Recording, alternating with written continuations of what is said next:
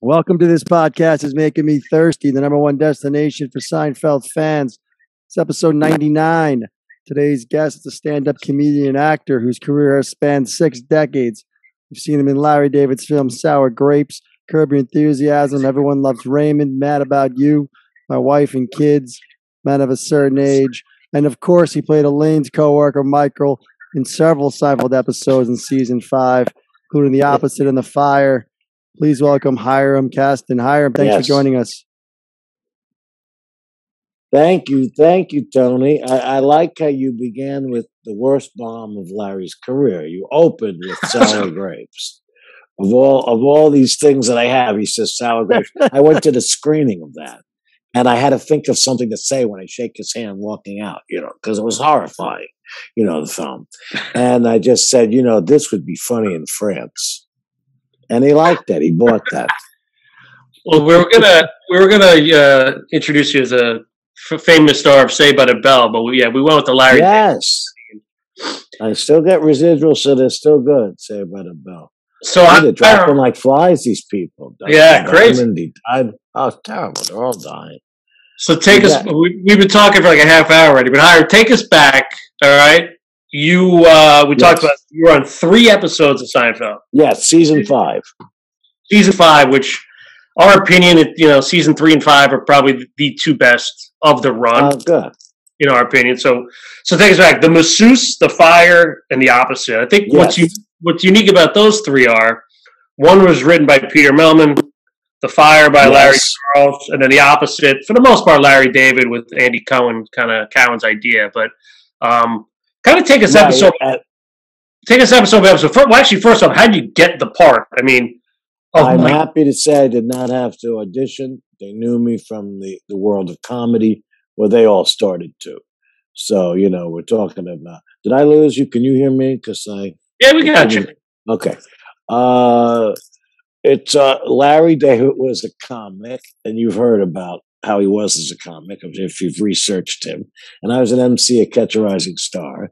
And if I wanted the people to go home early, I put him on.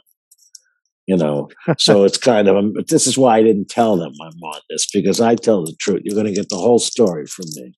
No, he would walk out and there'd be 2 beautiful girls in the front talking, kind of healthy looking, and he'd say, I can't stand it. You're talking while I'm on. I can't win. I can't. I still want to go to bed with you, but I don't want to talk to you. And he walked off stage. And that was it. He would just walk off. So this just proves why television 60, 70 years was just hacky. And this was a fantastic show. There was 2 guys who were actually very funny who didn't have to eventually answer to anyone. And the trick was, if they both agreed on something, it was in. So I used to see Larry at Yankee Stadium. So he called me up. He knew I'd be a good straight man. So I looked like a straight man. So he says, all right. And but Jerry, who used to come to my house in the Bronx, did not give me the job. So you see, you never know who's going to give you a job in Hollywood. Larry got the job. No, so it was Larry who actually got you on, not Jerry. I must say, Jerry's great. He's a great guy. He takes me to lunch all the time. But he's not Frank Sinatra. You know what I mean? Frank Sinatra is, how you doing? Do you need anything? I'm not getting that treatment. I'm not on do you need anything plan. That's what I like. But then, of course, neither is Larry. So Jerry called you the other day, huh? Yes, he did. It takes a little longer between my call and the call back, but eventually he always does. We're still on that. He cubby holes. I'm cubby hold. I'm the guy he wants to go to lunch with when I'm in New York. He calls back and we talk about Woody Allen's new book. We talk about different things. I opened for him somewhat on the road, but he had like Mark Schiff, our friend Mark Schiff, opened for him a lot. But Mark Schiff was never on the show. Mark Schiff doesn't go to lunch, and so then somebody else goes to his daughter's bar mitzvah, but doesn't get taken to lunch. It's all cubby holes, So Hiram, so how'd that work? Obviously, you knew Larry and Jerry from, I would say, the late 70s. Yeah. Season 5, Seinfeld, it's already up and running. Like, did you want to get in earlier? Did you like make that call, or they came to you? And, I'll tell you exactly how it was. There was a comedian, Susie Sorrow, very funny gal. She says to me one day, "So what are you doing?" I said, "Nothing, of course. I'm in LA, walking around my kitchen, straightening the labels on the jars. You know, if you're an actor, you got a lot of downtime." She says, "Why don't you call Larry?" I said, "I got nothing to say to him." She said, "Find something." And she hangs up. And I called him, and he's a big Yankee fan, and I'm a big Yankee fan. And we start talking about that. And he says, "All right, I'll see you later. Bye." The next day, the phone rings. It's his staff. They want you on the show next week. Can you come in today? They started rehearsal on Saturday. They could do whatever they want with the schedule. It wasn't a Monday table read. It was a Saturday table read. So, and that's how it worked. And then I know what I'm doing. I know how to do a line. So it was good. And the next time, use me again. And then at the end of the season, which is what's the one when they drop the hanky with the snot in it? The opposite. Yeah, the opposite. I think that's one of my personal favorites. That one was tremendous. Mhm. And then because of that, it's just there was no more pendant publishing. So no more hiring. You know, she went to work for Mr. Pitt. So had the whole thing happened 3 years sooner, boy, that would have been great. Oh, I'll tell you one. He gave me a script, one of them, and just a monologue I had that was just cut out for time. When they have time problems, it's not the stars that get cut. It's the people you don't know. And it was when she goes that when her boyfriend gets hit by a car. She goes to a movie theater and the usher stops her, right? And French steward stops her and says, okay. So turns out she's talking then to Jerry later, and it's about candies. And that it was definitely Larry David written, where it was like I said to her, well, I could understand if it was a Reese's. You got to go back for a Reese's. You got to go back for, and then we start naming the candies. No, I wouldn't go back for a Jujube. That's ridiculous. The guy got hit by a car. If it's a Reese's peanut butter cup, you go back. So it was pure Larry David. And funny thing is, when this series came out on DVD, first thing I did was play those extra to hear what Larry's saying about it. And he goes, I'm watching this the other day, and I'm thinking something's missing. I should have written something about other candies. And I call him up. I said, you did. And you cut it out. They're all the same. They're all the same. They don't know what to do with them. Jerry knows how to live. I will say that. Jerry knows how to live. I'm not sure about Larry. That's kind of expensive divorce, don't you think? Yeah. That's kind of See, I got a wife for 35 years. She helps me get on the podcast. She bothers me. That's okay. 35 years. Are you married? Yes. No, he's not here to talk about himself. I just want to know about, I just have to ask Chris, you got to tell me how you did a doctorate on this show. And what Academy of Higher Learning allows this? It was actually, I did that. And it was Jerry's alma mater, Queens College. So I thought I went to Queens College for a master's degree. Oh, yeah. It was a master's degree in library science. So basically, okay, information science and so whatnot. So funny, we got a lot in common, Tony. I almost was. I got out of gym with one of my scams, or my Larry David scams, when I was a young man. I told him I didn't feel well. I didn't want to change clothes early in the morning and be sweaty all day. So I said I didn't feel well, and I got out of gym. So they didn't know what to do with me. They put me in the library with the old ladies. Well, when the old ladies saw a young guy in the library, they said, you could major in this. You could get a degree in librarial science. Right. And I was such a poor student when I heard that I could get out of college. Wow, with a degree, I was ready to do it. Interesting. So we see where... it's funny is Kramer makes a joke in one of the episodes with the Dewey Decimal System, and Dewey being the biggest scam or whatever. And, that guy was a bit of he was the first basically Me Too guy there ever was. He started library schools and had them be all girls schools. And he was the only guy. He was like the head of the school, the president, the only teacher. And that's why librarians are all women for so long, because he was like, yeah, I'm just going to make them all women. And he would just hit on all of them and, go have his reign. Wow. That was his thing. Yeah, Dewey was a real slime ball. Kramer was right, man. Dewey. Kramer was always right, man. That's the beauty. I think the best thing with Kramer was the one with the bet that they all have with each other. And the girl across the street, the window, and how it ends, that's Kramer. And or that he comes back in and slaps the money on the counter. Yes. Hiram, your first episode, I believe, was the masseuse, right? With the Joel Rifkin jokes. Yes, it was. What do you recall about that? Peter Melman wrote it. People ask me, what did you say? Well, first I got to know Peter Melman. It was great. He used me in this movie he didn't mention. He made an independent film a couple of years ago called Blank. And there's a reason you don't know about it, but everybody's trying. But you see, I'm just an actor. I don't try to do anything creative at all except say funny lines, and that's what I know how to do. The girl, what's her name? The masseuse went on to become Coolidge, Jennifer Coolidge.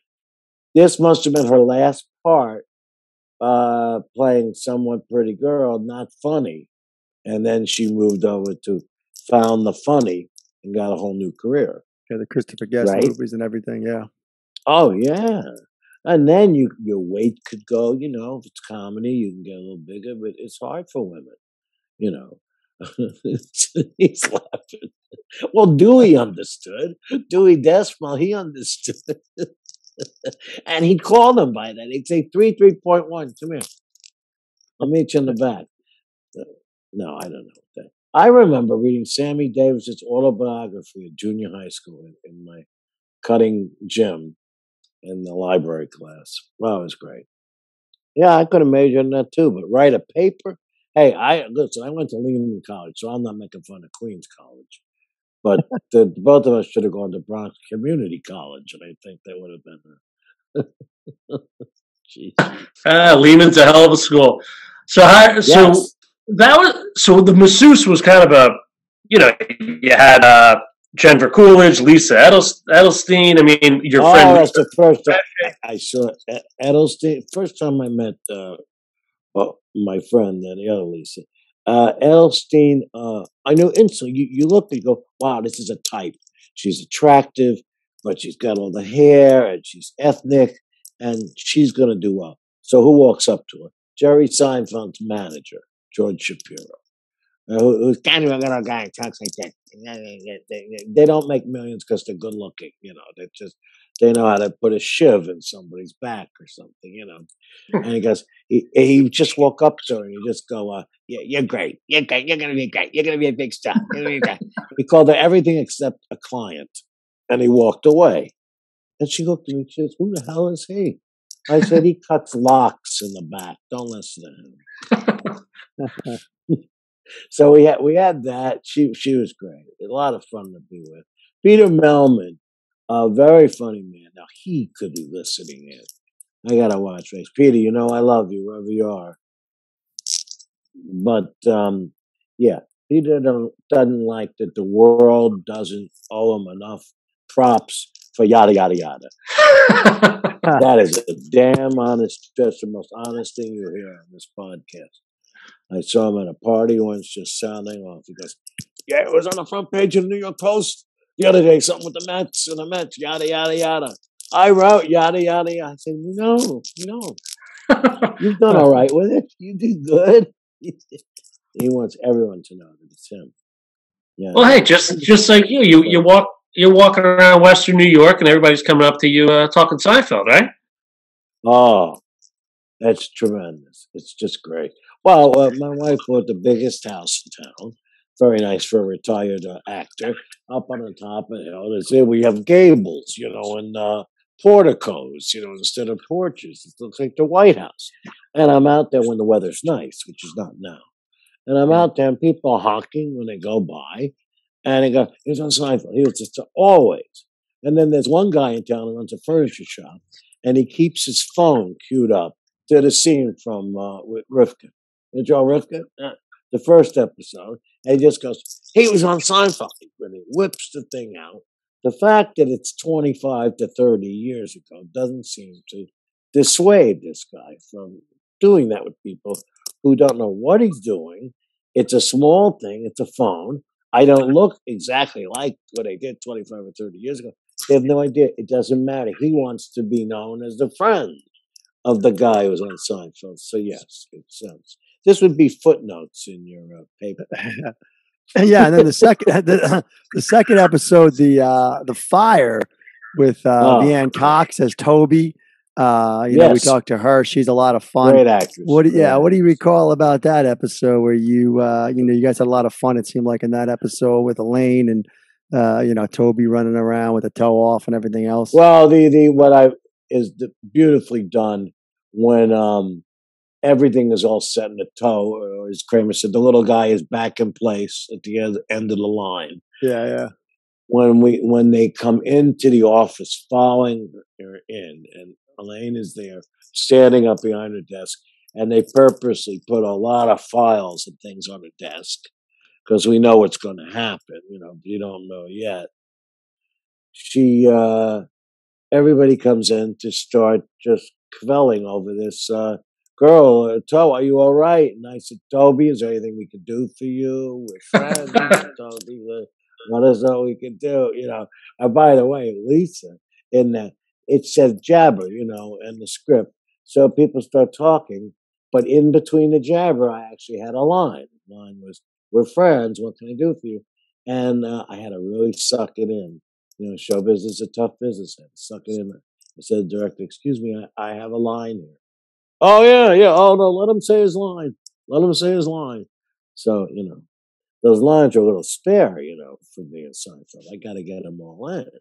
So anyway, the joke, when they all piled in the office, there was a heavy set gal. Yes. Who just shows up and pushes Elaine over the files, and Elaine lets a great fall, and the files fall on top of her. That was hilarious to see. Done a few times. Yeah, there's something about Pendant Publishing, those office scenes that just, I don't know, they're timeless. What did you know that? Well, I think Richard Fancy was a great actor. My wife, fantastic. She was an actress in New York, and it's just. I thought, what do you guys think about? I saw an old episode, one of the beginning ones. What was his name? Phil Leeds. Who was the father? The first before Barney Martin. They had a different father. Jerry had a different father.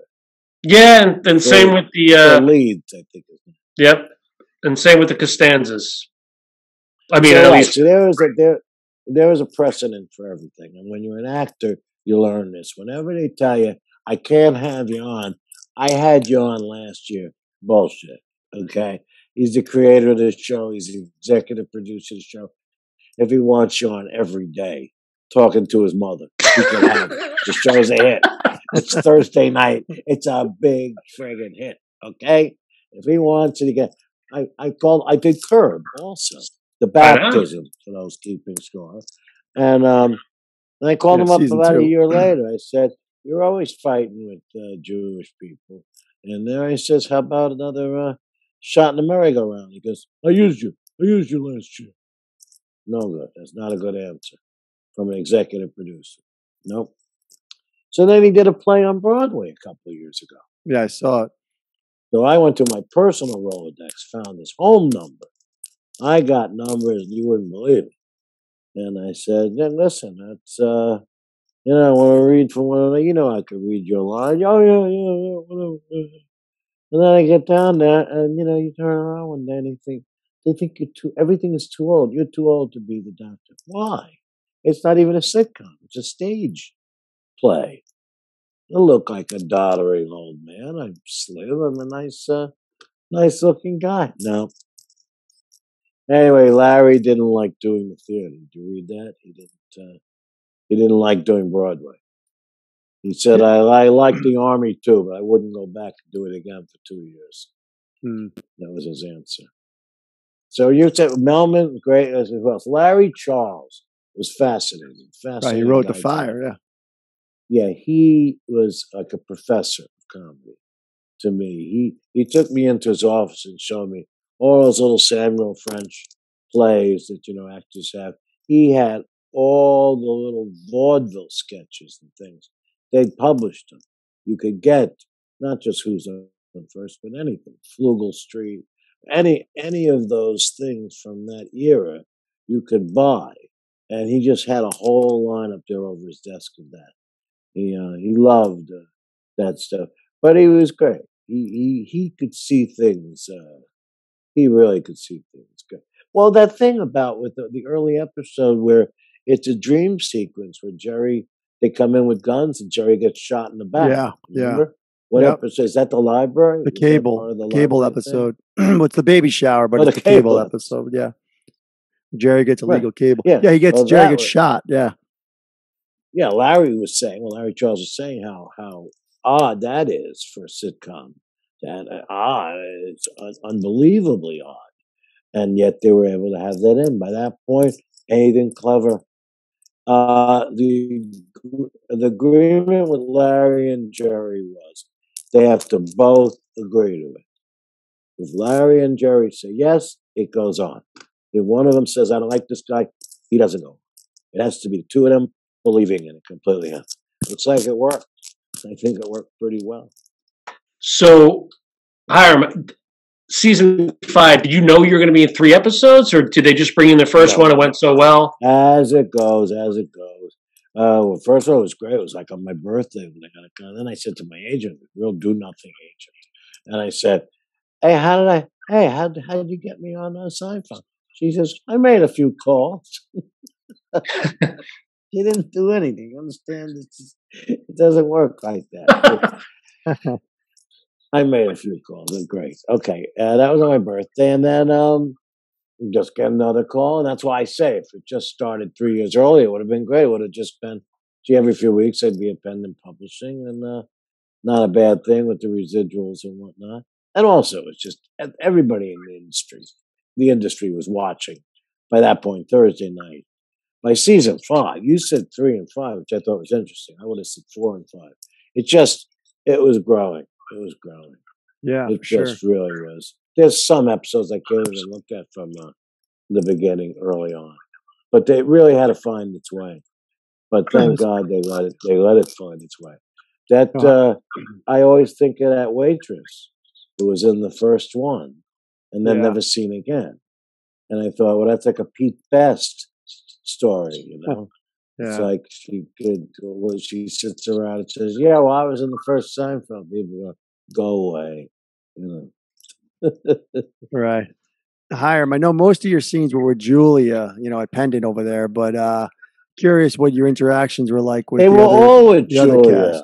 Yeah. Did you have any other interactions though with Michael Richards or Jason Alexander as far as maybe not on Jason set? And I yes, Jason is an actor, real actor, and I was a real actor, and I remembered auditioning for a TV show that didn't go. It was on for a couple weeks years ago called Joe Bash.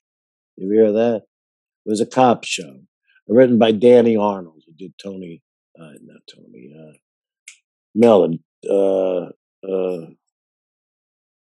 Captain Miller. All right, whatever. Come on, help me. Okay. Captain Miller, yeah. He didn't do a paper on the Barney Miller. Thank you. And so I said to Jason, I auditioned for a thing. It was called Joe Bash. I remember you across the room. He was easy to remember because he was short, fat, and bald, which is not what you see a lot, in New York. And he said, was I nice to you at the audition? I said, yeah, nice enough. He goes, good, I was just putting you on. I just do that to throw people off. That's what he just said. I don't know, it sounds funny.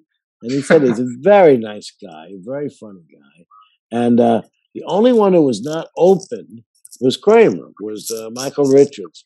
So I'm feeling my oats after I'm on there a couple of times. I'm not going to not say hello to Michael Richards. I think what he created was phenomenal. And, I just have to say hello. And I just said to him, hey, Michael, Can I get a royal raccoon hello? Woo! Like that. And he did. He went, woo! He gave it back to me, and that was it. And he walked away. And that was all we said. That was always said. She was very nice, a wonderful actress. Her husband, Brad Holm, directed his first directing job was for the TV show Brooklyn Bridge that the late great Gary David Goldberg created. And they gave me a part. A lot of parts for me are, guys, it's 1956 or it's 1961.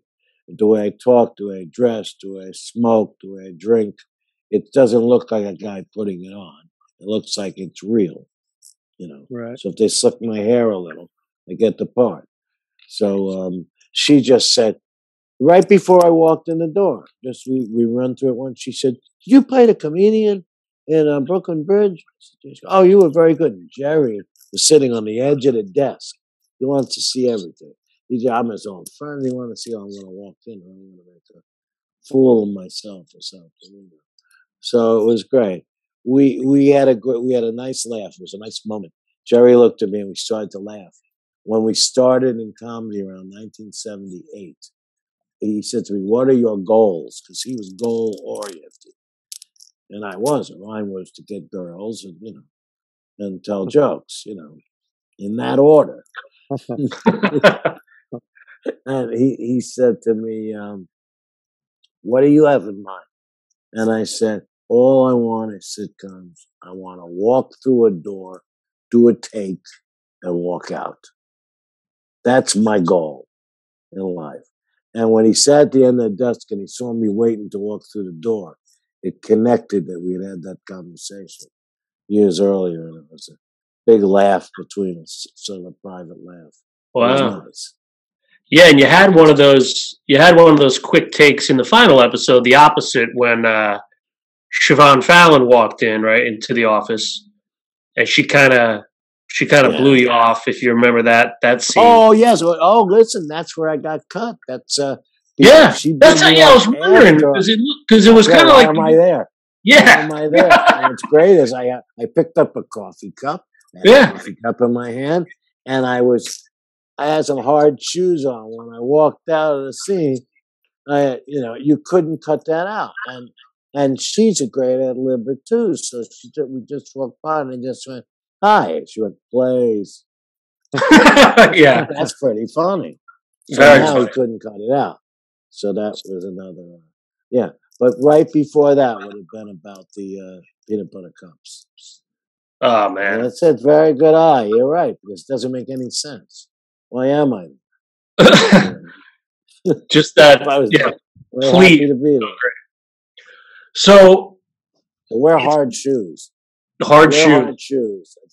I'll write a book how to get into sitcoms now, not to lose the job. And Hiram, do you have a history of Saturday Night Live as well?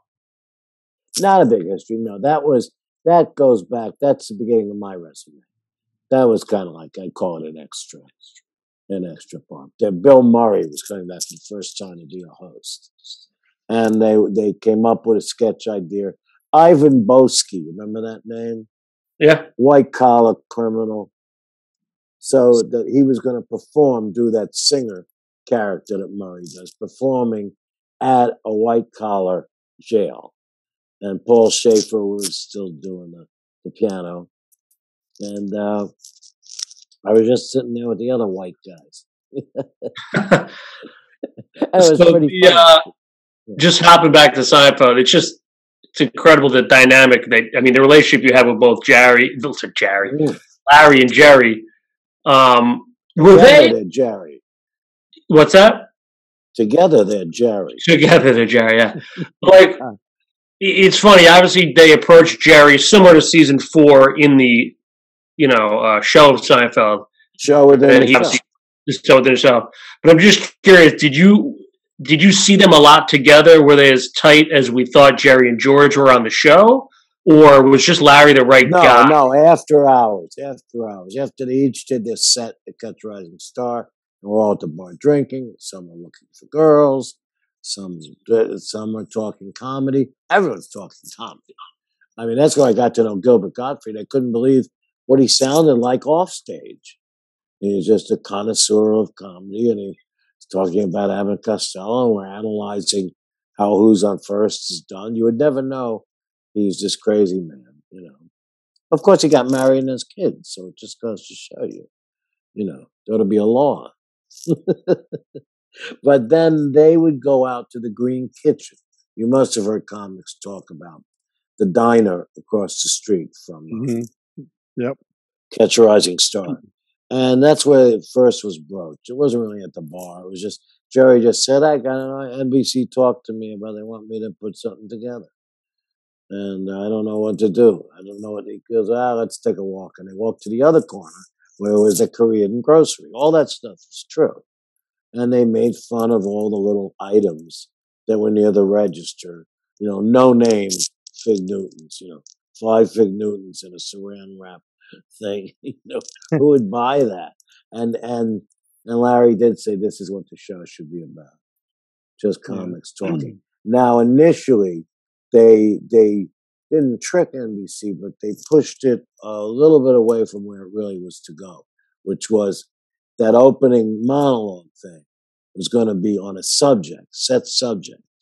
And then the rest of the episode was going to be based on what those jokes were in the beginning.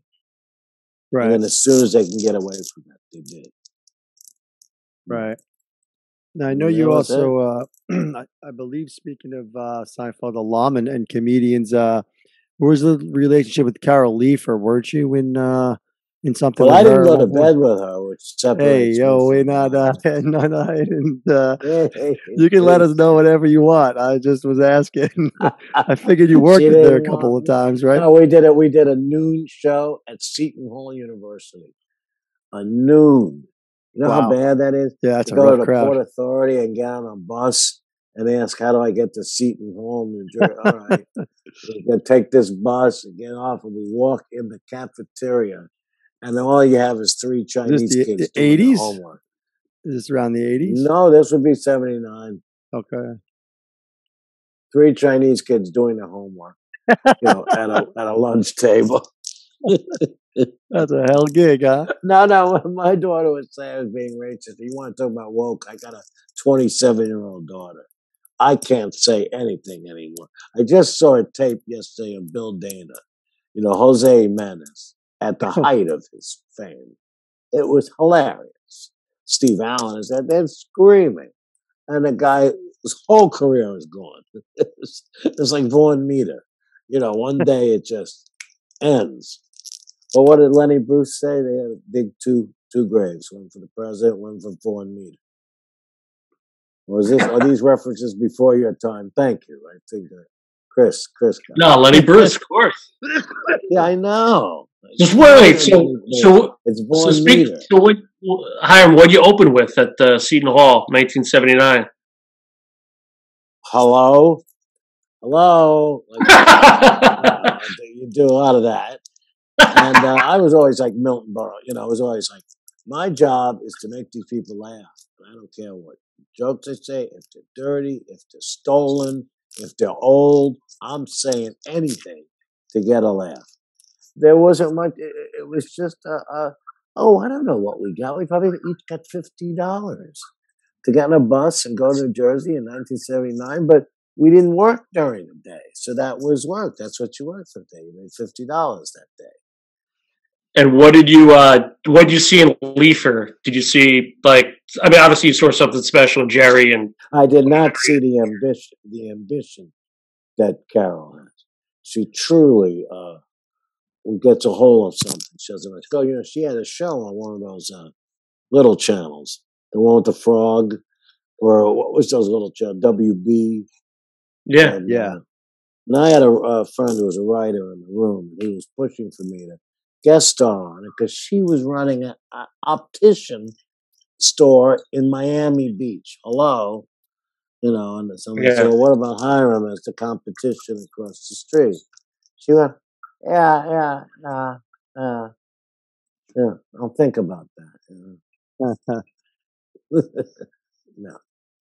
know you were. I know you also worked a lot with Ray Romano, another yes, comic. there's a good best guy in show business. I'd say he's. Have you heard that from people? Because he is. He is. I put him on. I had a show at Dangerfields on Sunday night in Manhattan, and I knew him from the clubs. But he was working hard. He was putting his stuff together. You know, he was living at his mother's till 29. You know, so and this is not these days when you see that happening more and more. We were all out having a good time. Rent wasn't that expensive back then. He stayed at his mother's in the laundry room. Okay. He got a job at the bank in Queens. He married the girl next to him, the teller next to him. She ends up as the winner. she wins. The millions and millions of dollars. He's the sweetest, most wonderful guy. He was just great. You know. So was that? How did I get on that? How did I get on that show? I actually read for that show, and it was the cruise director, where he takes his mother on a cruise. Did you see that one? Yeah. That was a good episode because it was like the way television was when I was growing up, which was the guest star was either Phil Silvers or Don Rickles or Larry Storch. The guest star is there, and he continually shows up through the half hour. A lot of callbacks. Right. Now they're so cheap. They go, if we just use him for one day, we'll get the original joke and then he's out, But instead, they weren't like that. Phil Rosenthal wasn't like that. They wanted the funniest. Again, here's guys who wanted a funny show.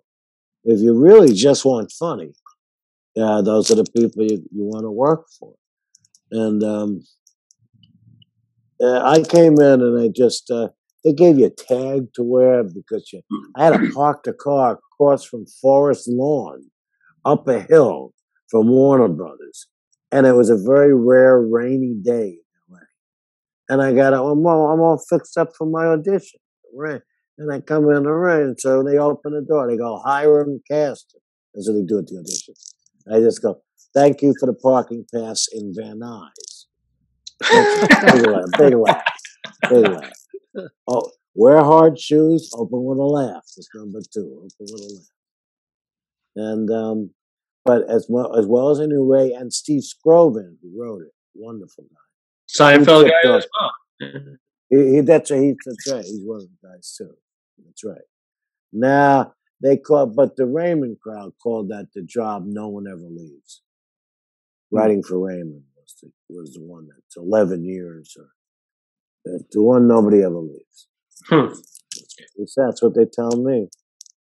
So for you, for you, you mentioned like Lisa Edelstein, Coolidge. Like you must have been the guy on set, right? You were pretty comfortable because you knew Larry and Jerry. Were you kind of walking around, kind of hobnobbing? Yes. Well, I'll tell you that's funny that you say that because there's what do they call it? PA production assistant. The first kid you see when you come in and you sign the book that you're here.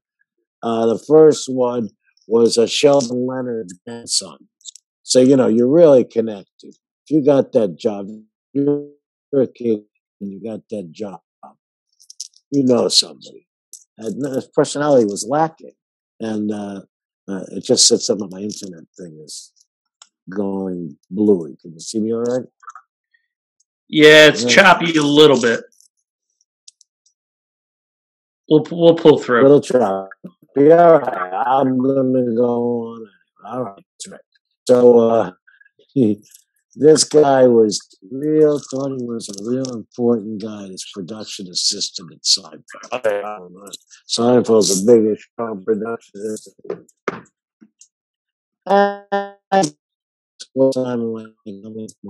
It's a little attitude, just the way he talks to me. A few minutes later, Seinfeld comes walking out, and he sees me, and he sits down next to me in the audience, just to bullshit, Well, that kid almost had a stroke when he saw that Seinfeld's friend.